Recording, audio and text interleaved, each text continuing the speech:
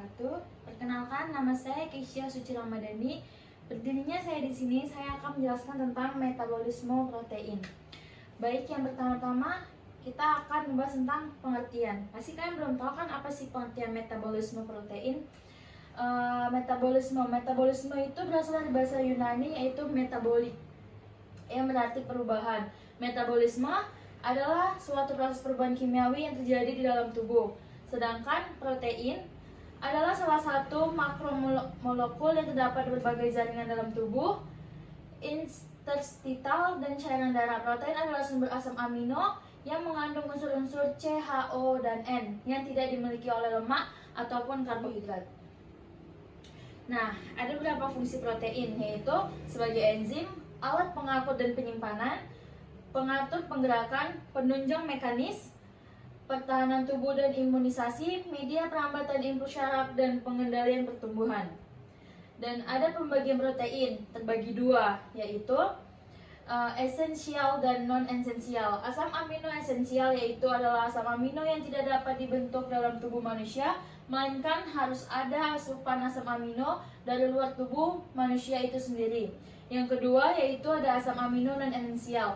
Asam amino yang dapat diproduksi dalam tubuh kita A non-esensial, alanyl arginine, dan asparagine. Nah, metabolisme protein. Protein yang terdapat dalam makanan kita dicerna dalam lambung dan usus menjadi asam amino. Lalu diabsorbsi dan dibawa oleh darah ke hati.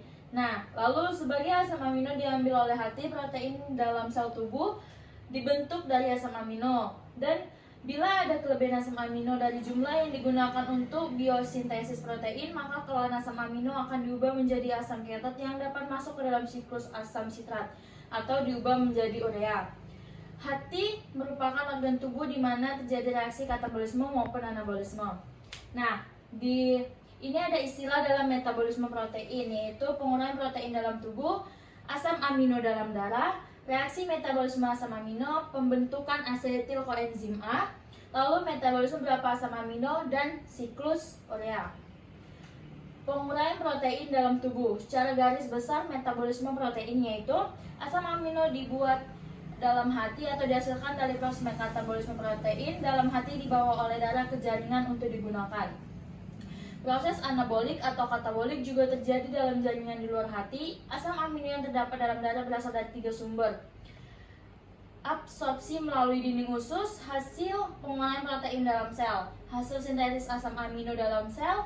Dalam tubuh kita, protein mengalami perubahan-perubahan tertentu dengan kecepatan yang berbeda. Protein dalam darah hati dan organ tubuh lain 10 hari waktu paru 2,5 sampai protein dalam jaringan otot 120 hari. Asam amino dalam darah. Jumlah asam amino dalam darah tergantung dari jumlah yang diterima dan jumlah yang digunakan pada proses pencernaan protein hidrolisis oleh enzim-enzim. Asam amino melalui proses, setelah proses diubah menjadi A, maka dengan proses absorpsi melalui dinding usus, A tersebut sampai ke dalam pembentukan darah. Dalam keadaan berpuasa, konstans A dalam darah 3,5 sampai 5 mg sampai 100 ml. Setelah makan makanan sumber protein naik 5 sampai 10 per 100 ml. Setelah 4 sampai 6 jam, konsentrasi akan turun kembali. Reaksi metabolisme asam amino. Tahap awal reaksi metabolis asam amino melibatkan pelepasan gugus asam amino melalui 2 proses, yaitu transaminasi dan deaminasi. Yang pertama, transaminasi adalah proses katabolisme yang melibatkan pemindahan atau pelepasan gugus asam amino. Min NH2 dari satu A kepada A yang lain, alanin transminasi. A tambah asam pirufat, A tambah asam A ketoglutarat, asam A ketot, alanin glutamat transminasi, asam A ketot tambah glutamat. Pada reaksi transminasi ini, gugus mina NH2 yang dilepaskan diterima oleh suatu asam ketot sehingga terbentuk AA baru, alanin asam glutamat, dan asam ketot lainnya.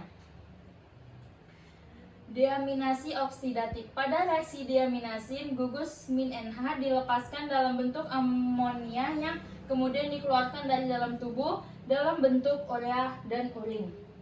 Asam amino dengan reaksi transminasi asam glutamat.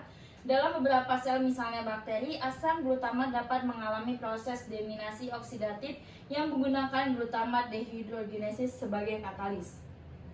Pembentukan asetil koenzim A. Asetil koenzim A merupakan senyawa penghubung antara metabolisme A dengan siklus asam sitras. Ada dua jalur metabolik yang menuju kepada pembentukan asetil koenzim A, yaitu asam piruvat dan melalui asam asetoasetat. Asam-asam amino yang menjadi jalur metabolik melalui asam piruvat. Yang pertama, threonin diubah menjadi glisin dan asetaldehida oleh enzim threonin aldolase. Glisin kemudian diubah menjadi asetil koenzim A. Serin mengalami reaksi dehidrasi dan deaminasi oleh enzim serin A dehidratase. Baru ada alanin menghasilkan asam piruvat dengan langsungnya pada reaksi transminasi dengan asam ketoglutarat.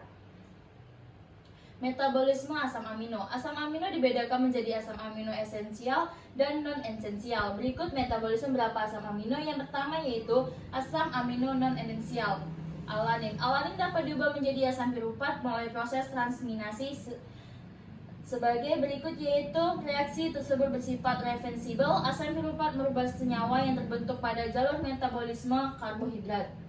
Dengan demikian, reaksi metabolisme alanin ini merupakan hubungan antara metabolisme protein dengan metabolisme karbohidrat. Yang kedua yaitu asam amino esensial, valin. Melalui beberapa tahap reaksi, valin dapat diubah menjadi siklus koenzim A yang kemudian masuk ke dalam siklus asam sitrat.